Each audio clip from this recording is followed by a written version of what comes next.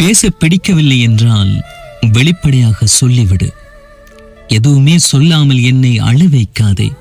பொய்யான நம்பிக்கையை தந்து என்னை காத்திருக்க வைக்காதே.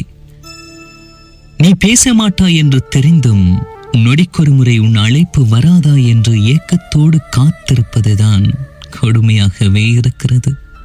என்னதான் காகிதத்தில் வரைந்த பட்டாம்பூச்சியாக இருந்தாலும் அதனால் பறந்து செல்ல முடியாது, பூக்களில் அமர்ந்து செல்ல முடியாது. அதுபோலதான் நானும். எல்லாமே இருந்தும் எனக்காக எதுவுமே இல்லாத காகித ஓவியமாய் ஒரே இடத்தில் சிறைப்பட்டு கிடக்கிறேன். நான் பட்ட காயமும் நீ அறிவாய், நான் அனுபவிக்கும் வலியையும் நீ அறிவாய்.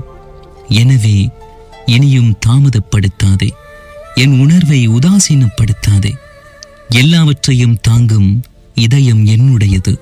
எதுவாயிருந்தாலும் சொல்லிவிடு. உன்னை தொந்தரவு செய்யாமல் உன் சட்டையின் முதல் பட்டனை போல் எதற்கென்றே தெரியாமல் என் பயனேதும் புரியாமல் எப்பொழுதும் உன்னோடே இருப்பேன் ஏதோ ஒரு ஓரத்தில்.